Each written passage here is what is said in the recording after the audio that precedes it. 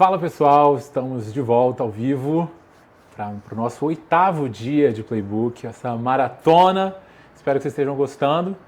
Antes de eu começar aqui, tem uma convidada super especial, estou super feliz que ela finalmente arrumou um tempinho para vir falar com a gente. Mas eu queria agradecer aos nossos parceiros, aos nossos patrocinadores do evento, tá? Então, queria fazer um agradecimento especial à Zorro CRM, CRM perfeito para times comerciais que querem crescer ainda mais. A Faculdade de Iguaçu, nosso parceiro aqui, estamos nos estúdios da Faculdade de Iguaçu. E também um agradecimento especial a Exact Sales, a DNA de Vendas, a Growth Machine, a Hamper, a Blip, a Pipe Lovers e a Conodata. Obrigado pela parceria de sempre. E quem quiser conhecer mais sobre a solução da Zorro, é só clicar no QR Code aqui, fazer um trial. Recomendo. E até o final da semana a gente vai ter bastante gente aqui da Zorro falando um pouquinho mais sobre a solução deles. Mas vamos lá. Queria apresentar aqui a minha convidada, Renata Centurion, sócia-diretora da Winning by Design na América Latina. É um prazer ter você aqui. Igualmente.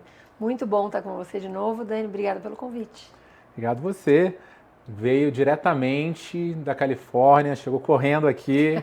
Você estava lá, chegou há quantos dias? Eu cheguei na sexta-feira, consegui voltar na sexta-feira. Epopeia da volta, que não conseguia, os voos cancelados. Você me contar isso depois. Loucura. Maravilha. Hoje a gente vai falar sobre um tema que é novo, está saindo do forno no mundo. Fruto de uma nova publicação, um novo livro do Jacob Van der Kooi, da Winning by Design, que a Rita estava na Califórnia discutindo. A gente vai falar sobre Revenue Architecture. Ela já vai explicar o que é isso, tá? Mas antes da gente começar a falar sobre o nosso tema de hoje, eu queria que você se apresentasse, se eventualmente alguém não te conhece ainda. Quem é a Rê, o que você fez aí na sua trajetória e o que vocês fazem na Winning by Design? Bom, meu nome é Renata Centurion, eu estou como gestora da América Latina para a Winning by Design, vai fazer 7 anos agora. Legal. Você me conheceu lá no comecinho, né? E o que a gente faz dentro da Winning by Design? A gente ajuda as empresas a escalarem os seus negócios, né? Mapearem, diagnosticarem, escalarem os seus negócios. Então, a gente tem uma frente de consultoria e uma frente de treinamento. É bem legal porque, dependendo da empresa, dependendo dos desafios, cada vez mais a gente está customizando essa experiência. E a gente está abrindo uma outra frente agora com Revenue Architecture, que é um livro que acabou de ser lançado pelo Iaco. Para quem não sabe, a gente já tem 7 livros publicados, né? Todos na Amazon. E todos maravilhosos. Vocês têm uma capacidade de botar em representação gráfica coisas complexas e ajudar, que é um negócio impressionante. Eu acho que eu não conheço ninguém que tenha essa habilidade que vocês têm. O Iaco, ele tem uma formação, né, em engenharia, então ele adora gráficos, adora blueprints, então é isso que a gente foca bastante. E é legal porque é fácil de entender, né? E aí você tem o começo, meio e fim, e as pessoas conseguem entender de uma forma mais tranquila como é que eu faço para escalar meu negócio.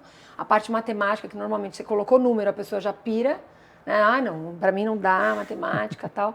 Então fica um conceito fácil de você ir acompanhando e como é que você pode utilizar isso dentro da sua empresa. Basicamente, hoje o que a gente faz, a gente trabalha muito com consultorias dentro das empresas, né? Os treinamentos também, mas a gente também faz os treinamentos abertos. Legal. Principalmente agora focando em Revenue Architecture, que é o tema do momento. Né? A gente tem todos os cursos, a gente fez o primeiro do mundo, agora. Foi no Brasil. O primeiro do mundo foi aqui? Foi o primeiro do mundo, foi Acabou no Brasil. Acabou de acontecer. Hoje, amanhã? Não, aconteceu faz um mês. E esse curso que Esse curso agora foi o Iaco, ele olhou e falou, não, agora a gente vai fazer um nosso aqui na Califórnia, e aí eu fui até lá, né? Foi em Santa Cruz, num hotel na beira da praia, né? Com um monte de foquinha lá rolando. Legal. Bem legal. E o Iaco apresentou, foi um curso mais resumido, porque em 2 dias, para você falar todo o conteúdo do curso, ele é muito pesado, é muita coisa, né? O livro, para quem não conhece, é um livro, uma bíblia, uma arma branca praticamente, faz uns 5 quilos o livro. Mas tem muitos conceitos, né? Então, dá um overview geral para as pessoas entenderem como é que elas podem usar esses conceitos dentro das empresas delas. Legal. E tem novas turmas vindo aí? Tem novas turmas. A gente fez o primeiro no Brasil acontecendo em maio. Agora teve o de Santa Cruz com o Iaco. Vai acontecer um próximo em Berlim, eu acho que em julho. E a gente tem mais 2 cursos que vão acontecer no Brasil. Pelo menos em agosto, setembro e talvez em outubro. Secreto, talvez com uma pessoa muito especial. Vamos ver se a gente consegue viabilizar isso de acontecer. Legal. Entra no site da Win by Design, consegue achar? Esses cursos, a gente, dentro do meu LinkedIn, as pessoas vão achar. LinkedIn, Renata Centurion, não tem como errar. É isso aí, não tem como errar. Porque a gente está divulgando dentro da estrutura do Brasil, né? Tem uma estrutura apartada nos Estados Unidos, que fala muito sobre os Estados Unidos, e aí regionalmente a gente faz algumas coisas específicas. Maravilha. Muito bom. Então conta pra gente o que é Revenue Architecture, ou arquitetura de receita. O que é isso e por que é tão relevante falar sobre isso nesse momento? A arquitetura de receita, basicamente, são os fundamentos da Winning by Design. A gente tem 6 modelos, que a gente olha para esses modelos e entende como é que a gente coloca isso dentro da sua empresa. Quando a gente olha para cada um desses modelos, é importante eu entender como é que eu mapeio onde eu estou e para onde eu vou. Um dos erros principais que a gente vê das empresas é que as pessoas querem fazer tudo ao mesmo tempo, independente do tamanho que elas tenham. E eu acho que é muito importante que a gente tenha muito foco dentro das empresas desde o primeiro dia que a gente... eu tenho MVP, eu tenho uma ideia. A ideia é 10 centavos a baciada, né? A gente brinca. A ideia é a parte fácil, como é que a gente implementa. Então, quanto mais você tiver foco, especialmente no início do seu negócio, mais força você vai ter para você poder ampliar esse negócio, para entender até onde você pode ir, e aí sim começar o seu segundo go-to-market, o seu terceiro go-to-market e assim por diante. Que é lógico, meu produto é incrível, meu serviço é maravilhoso, e todo mundo pode comprar. Mas para quem... Eu até fiz uma analogia outro dia, eu estava gravando um podcast, aí eu falei do Silvio Santos com aquele programa Qual é a Música? Ele tinha aquele programa Qual é a Música? O cara, você coloca uma nota e o cara entende o que você está vendendo, o que você está fazendo, esse cara é o seu ICP principal. Então, lógico que você pode vender para muita gente, mas quem são as pessoas que você pode focar o início do seu produto, né, do seu serviço como empresa, para que você possa vender da melhor forma possível? Suas chances de sucesso são maiores quando você começa do jeito certo, né? E quando você olha para o seu ICP, olhando para o Ideal Customer Profile, o perfil de cliente ideal, é importante que eu entenda assim, mas por que eu estou vendendo para esse público? O que eu consigo melhorar para esse público como a minha proposta de valor? Então, a minha proposta de valor, e isso é muito interessante que a gente vem fazendo esse trabalho com as empresas, com nossos clientes, e nem sempre a proposta de valor está clara. Porque eu olho, eu vendo isso de um jeito complexo e talvez não seja tão óbvio para as pessoas que estão ouvindo, fica muito difícil delas entenderem e elas não têm como comprar. Quem compra errado, ele entra no seu... Para quem não conhece, a gente não trabalha naquele modelo típico de funil, a gente trabalha no modelo de funil que você deita de lado, duplica e transforma numa ampulheta. Quando você olha para essa ampulheta, do lado esquerdo a gente está trabalhando com a parte de aquisição de clientes. E do lado direito a gente está trabalhando na expansão desses clientes. Olhando para essa ampulheta inteira, a gente divide ela em 7 fases. Né? Na parte de aquisição, olhando para essas 3 primeiras fases, muito importantes, conscientização, educação e seleção. No meio eu tenho o commit. Então, como é que você se compromete a comprar de mim e eu me comprometo a vender para você da melhor forma. Nesse meio do caminho, a gente começa a parte de expansão, começando por onboarding, uso e impacto e expansão. A primeira parte do meu funil, né, da minha ampulheta, ela é custo, e passando um pouquinho para a segunda parte, que é o onboarding. Tudo isso é custo. Se eu olhar para isso e todo o meu esforço de venda for feito da forma errada, e eu trouxer e atrair leads errados... Vai explodir lá na frente. Vai explodir lá na frente, eu não vou conseguir manter o famoso balde furado. Então eu trago clientes novos, que eu não consigo manter, e esses clientes novos, eles vão cada vez mais... qualquer problema que acontecer, eles vão embora. Então, eu tenho um churn, por exemplo, de onboarding, que a mensagem não estava clara, a proposta de valor não estava clara. Então, se eu olhar para isso e transformar isso em dados, quais são os meus dados principais? Que são 3. Eu tenho 25 dados que eu analiso. Pô, bacana, para quê? Cada um dos 25 dados. Isso é outra coisa. Eu vi um benchmark, não sei aonde, que tinha lá um monte de dados. Por que você está usando esses dados e como que você utiliza eles como retorno e feedback para você melhorar a sua operação?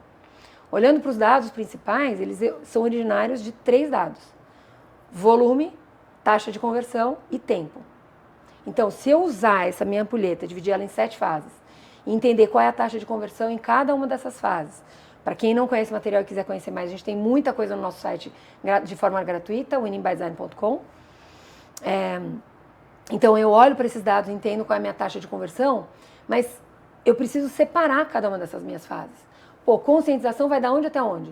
Eu atraio os leads de que forma? Como é que eu provoco as pessoas para elas saberem que a minha empresa existe, que o meu negócio existe? Talvez você seja uma empresa nova e talvez as pessoas não conheçam. Como é que eu faço para atrair esse público? Onde o meu público está, principal? Para quais canais eu vou fazer, que tipo de campanha, por exemplo? E aí eu vou olhar para a minha ampulheta e entender qual o meu go-to-market principal. Olhando para, se você é uma empresa nova, até 10 milhões de reais você deveria focar em um go-to-market. Qual é esse go-to-market que eu vou focar? Eu vou focar nesse go-to-market principal que eu vou atender apenas SMB.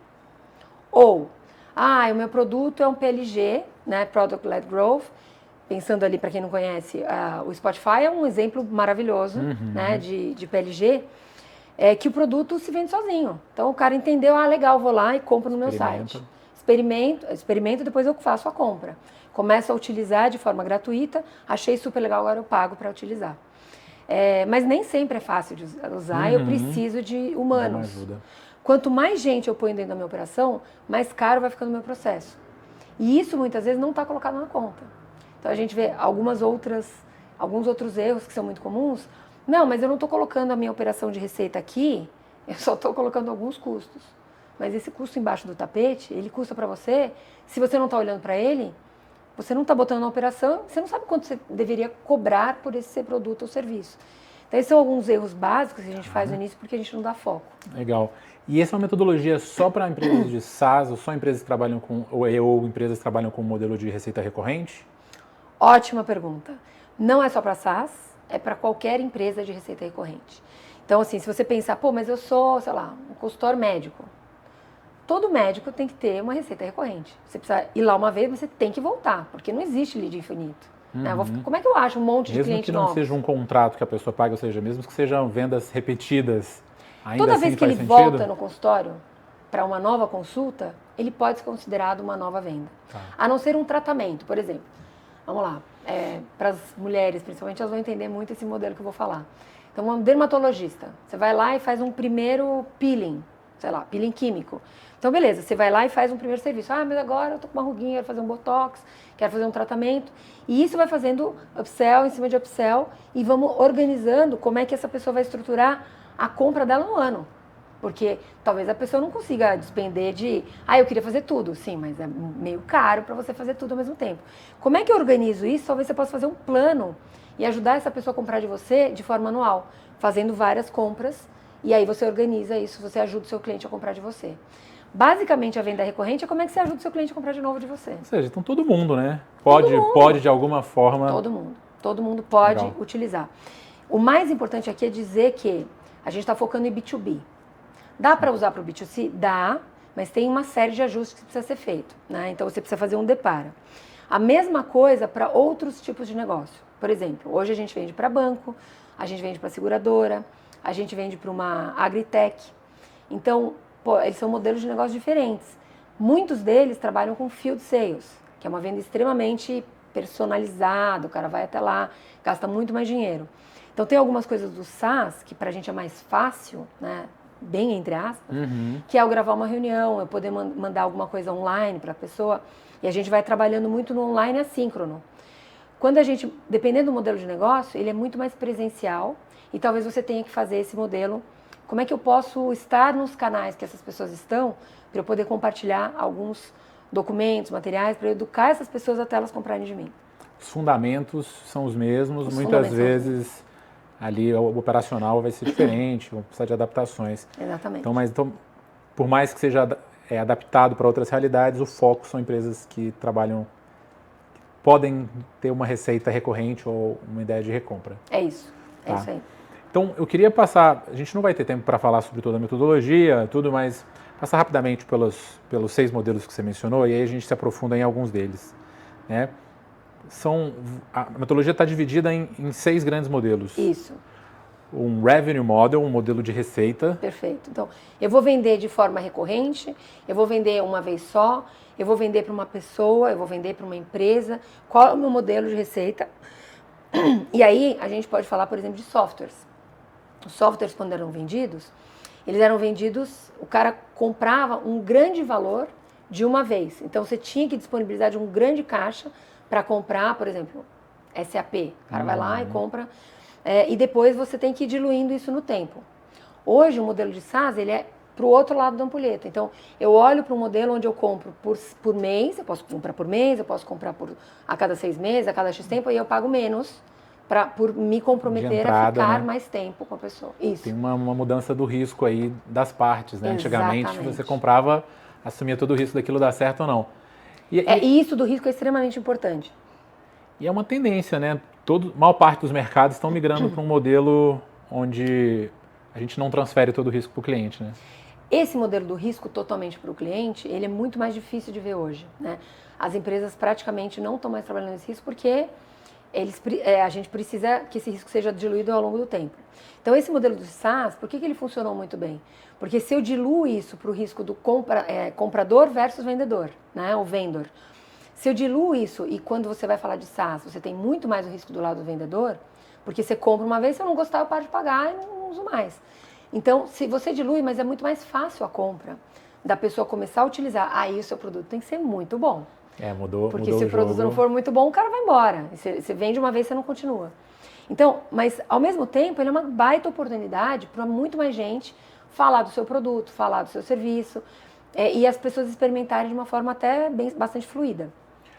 Muda drasticamente a forma de vender, né? Quando a gente começa a vender em modelos de recorrência, os fornecedores começaram a se preocupar se estavam vendendo para o cliente certo.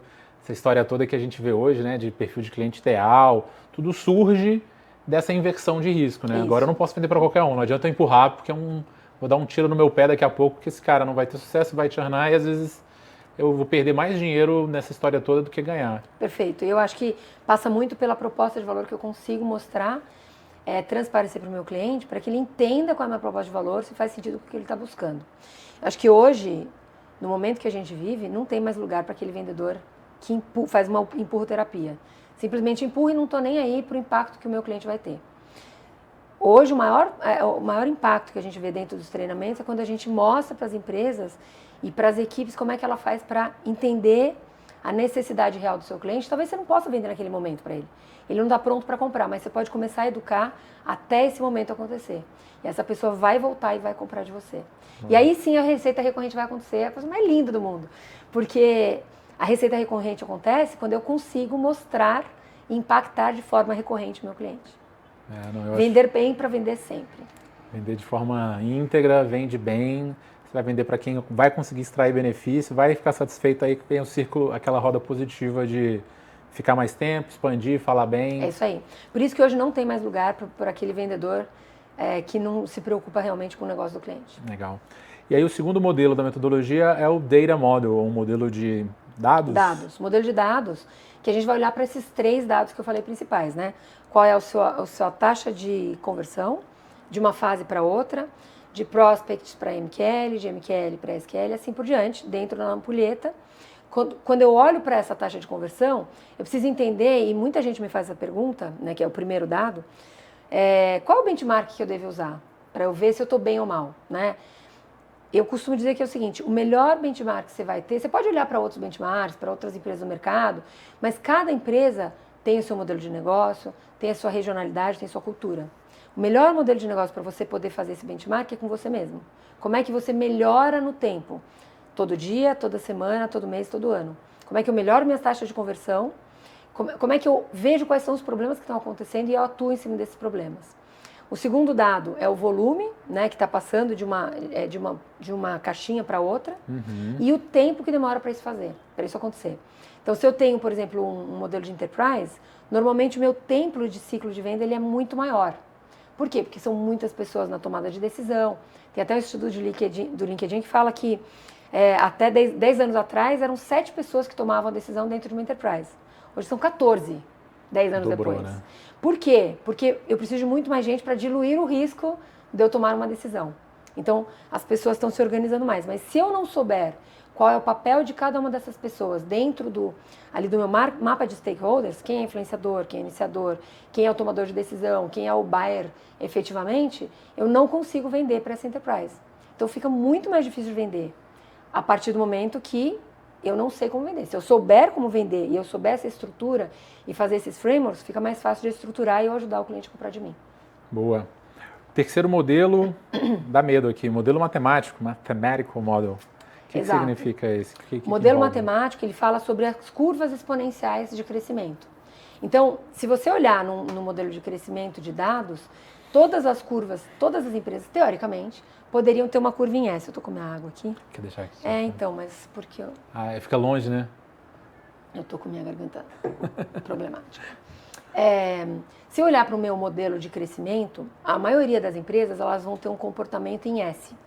O que quer dizer isso? Ela começa mais ou menos, você vai estar testando seu MVP, qual é o mercado que eu vou trabalhar, qual é o mercado que eu vou atuar, founder-led sales, eu vou ter os fundadores vendendo, ou o fundador ou a fundadora vendendo, aprendendo sobre esse negócio, para qual mercado eu vou usar, para qual é o preço que eu vou fazer, para quais mercados eu vou vender, e eu começo a aprender. A partir desse momento, eu tenho uma curva bastante instável, né? Então, se você olha, ela é bastante sobe e desce, eu aprendo mais um pouco e vou mexendo. E aí eu vou começando a crescer. A partir do momento que eu entendi qual é o meu modelo de negócio, qual é tudo que a gente falou antes, qual é o meu modelo de data model, como é que eu vou vender, em qual go-to-market eu vou fazer. Cada uma das coisas vai se adicionando para que eu entenda, beleza, esse é o meu modelo de negócio, esse é o meu processo e a partir de agora eu consigo fazer processos repetíveis. A hora que eu entendo esse modelo, eu estabilizo esse modelo, aí eu consigo escalar.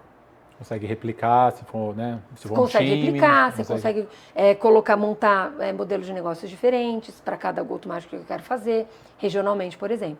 E aí sim eu começo a escalar. Na hora que eu escalo, eu preciso ter certeza desse modelo, porque senão eu escalo o prejuízo. Nesse momento pode acontecer de você receber um investimento. Que é muito comum, né? Que é muito comum. E se eu não tenho um modelo de negócio provado, testado, lógico, você vai errar, mas erre rápido e acerte rápido esse seu modelo. Porque daí você consegue escalar realmente.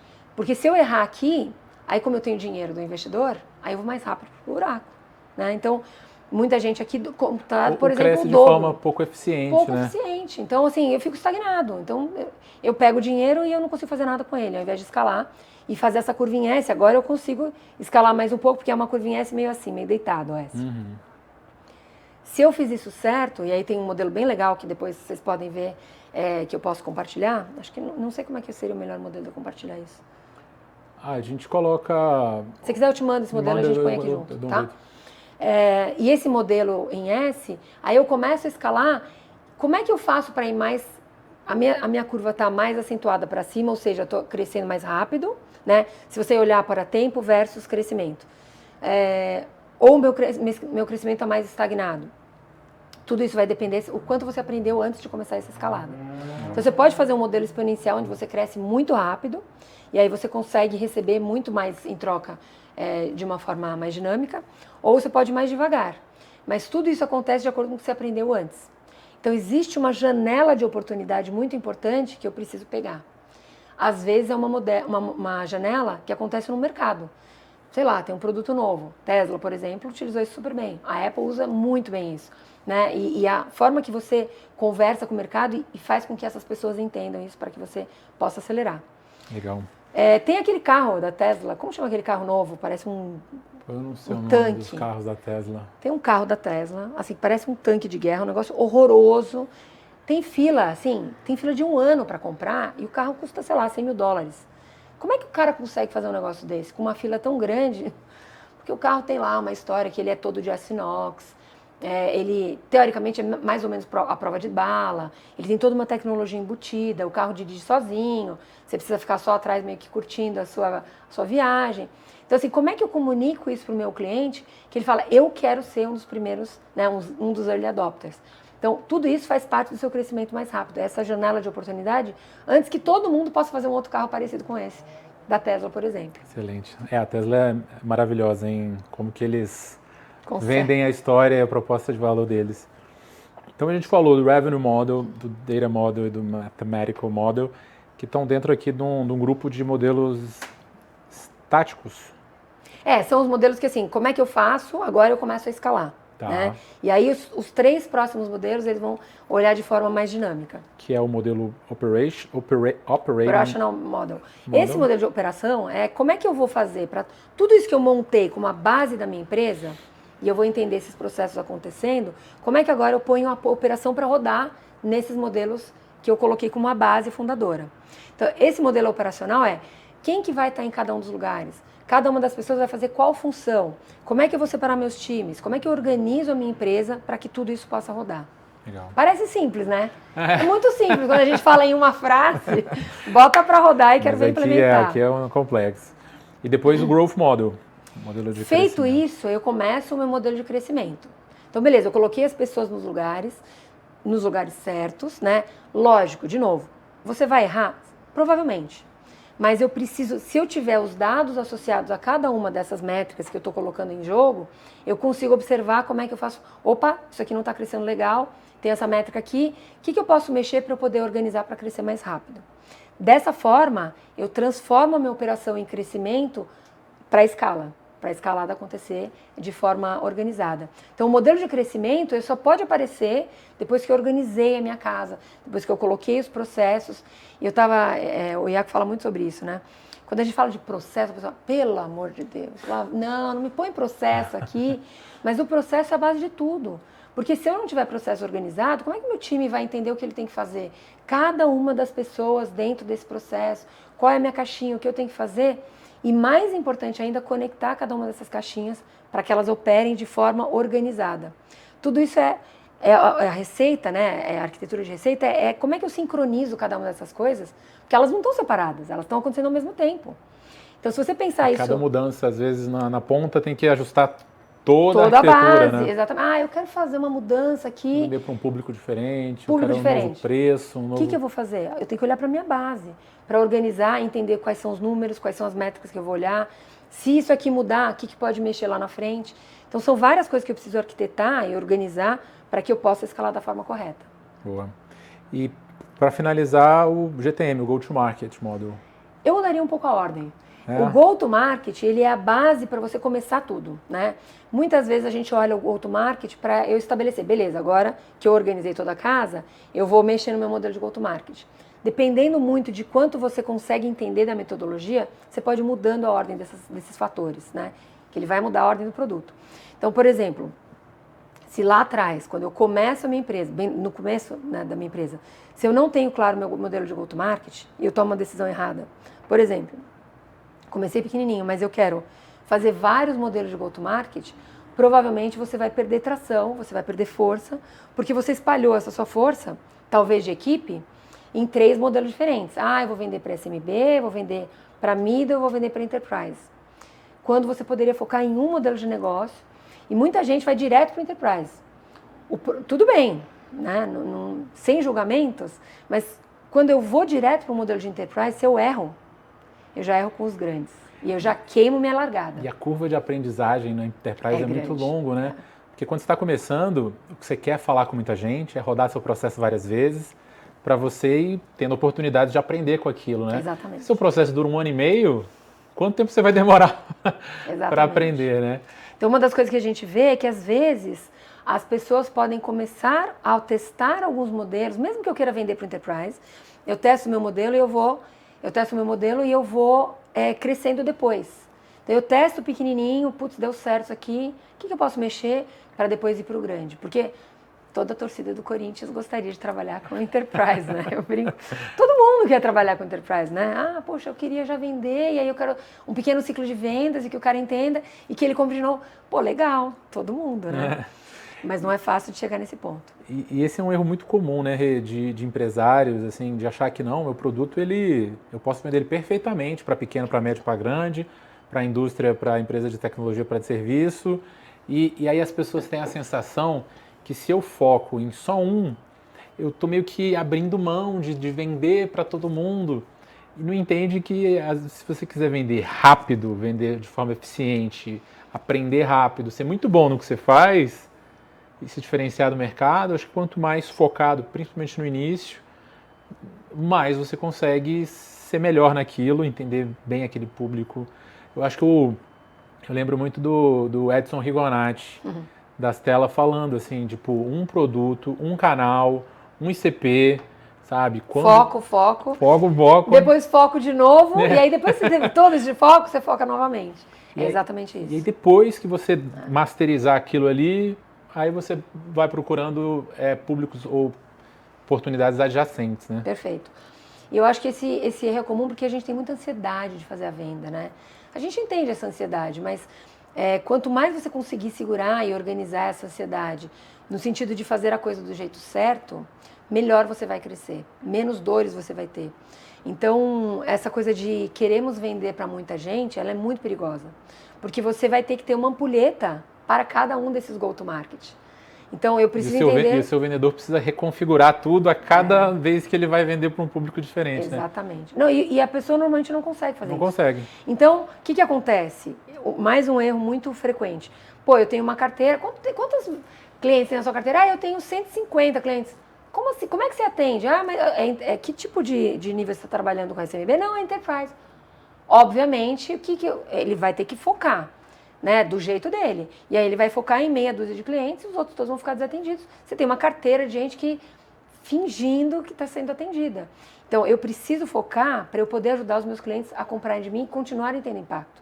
Porque senão eu vou perder essas vendas, né? Então... Ou deixar um montão de dinheiro na mesa, né? No melhor dos casos, você deixa dinheiro na mesa. Geralmente você vai perder eles, né? Você vai perder. E é interessante, assim, eu acho que a dificuldade... É muito difícil a gente falar não para cliente. Então, alguém pequeno ligou para você está focando no enterprise, aí alguém ligou pequeno e falou, eu só queria um negocinho diferente aqui no produto, é só um negocinho, mas esse negocinho vai te parar uma semana do seu dev, né, da sua equipe de desenvolvimento, de produtos, que você poderia estar focando em alguma coisa que fosse para todo mundo. E talvez focar no pequenininho ali, poxa, mas eu preciso atender esses caras, são meus amigos e tal. E a gente sabe a dificuldade de falar não para esse tipo de tentação, por quê? Porque quando a gente recebe essa proposta, né, de, poxa, mas eu quero comprar de vocês, se eu não conseguir falar o não, para quanta coisa eu estou deixando de falar o sim? Então, o foco é importante para isso, para saber aonde eu tenho que focar minha energia, para eu poder atender o maior número possível de coisas que vão fazer eu escalar num período de tempo mais curto. E aí sim, depois eu consigo voltar e atender outros GTMs. Legal. Mas quando você é pequenininho, você precisa focar. Eu lembro, acho que, não sei se foi o Edson. Eles falam foco, depois mais foco. E ele conta a história do Eric, da RD, de que a RD estava no começo, eles decidiram vender só via Inside Sales, e o cliente, uma baita oportunidade no início da RD, falando, olha, vem aqui na empresa para a gente tomar um café, conversar, você me apresentar. O Eric falou assim, não, eu não vou, a gente só vende via Inside Sales. Se você não compra por Inside Sales, você não tem o perfil do meu cliente. É um nível de foco e que é difícil que os empresários tenham, né? Mas eu acho que a história prova que ele estava certo. Não sei se foi você ou ouviu o Diaco falando de um referencial. Até quando de receita eu tenho que trabalhar mais focado e a partir de quando eu consigo pensar em outros GTMs?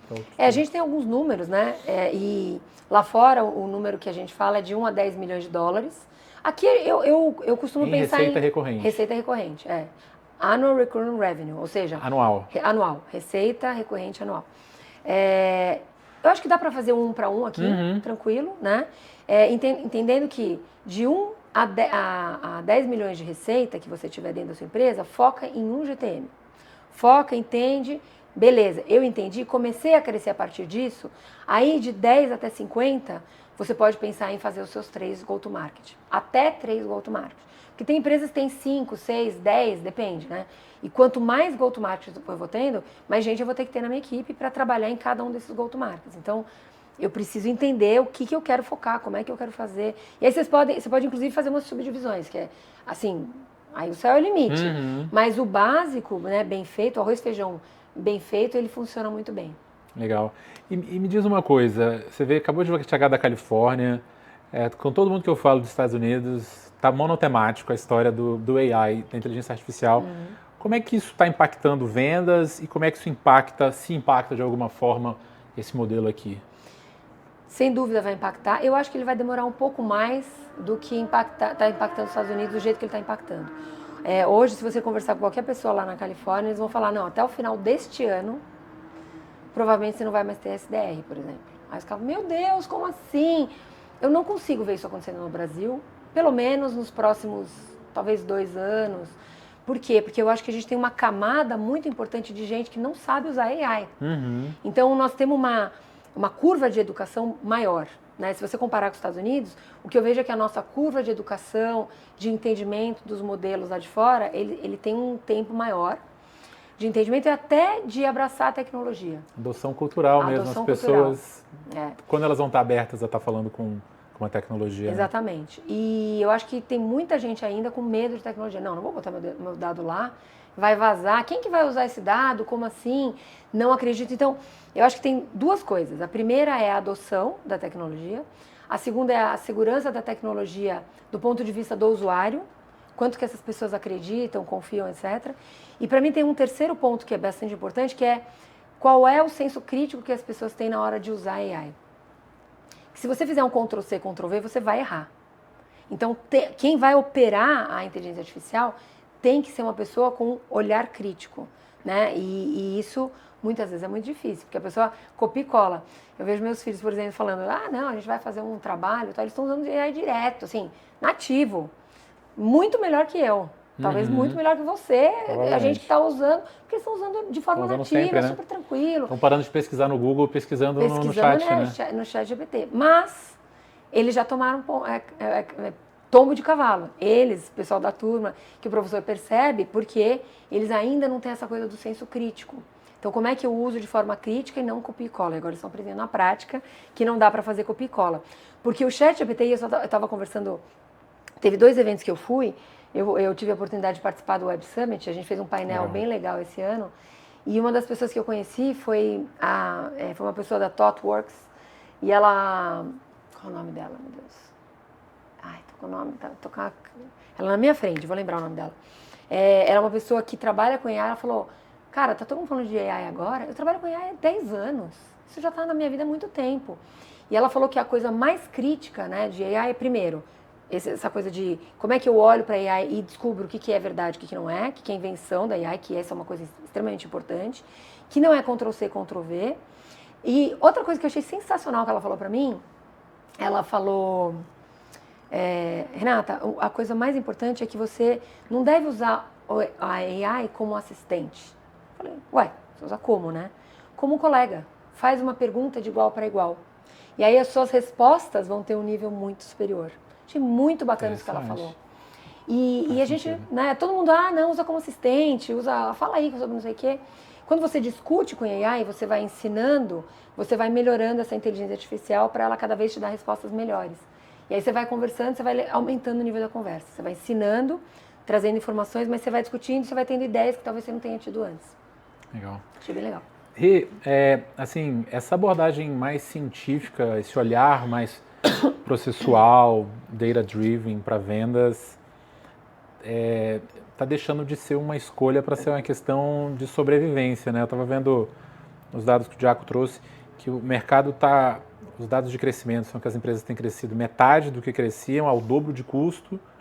Ou seja, quem ficar com a mentalidade de eu fazia assim no passado, vou continuar fazendo o que funcionou no passado, acho que vai ficar para trás, né? Isso é uma necessidade, acho, cada vez mais latente.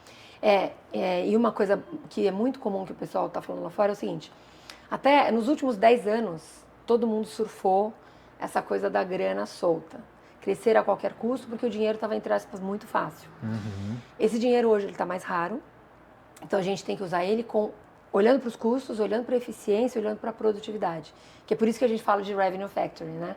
Então, essa fábrica de receita, ela funciona quando eu olho para isso, olhando como para uma fábrica. Então, qual é a produtividade esperada? Quais são os custos que eu preciso cortar, ou qual é o custo mínimo que eu posso ter, né? E olhando para a eficiência. E a partir disso, eu olho para isso como é que eu cresço e faço com que a minha empresa tenha eficiência. Se eu olho para isso, eu preciso separar em né, talvez 2, 3 go-to-market diferentes, que são as linhas de produção.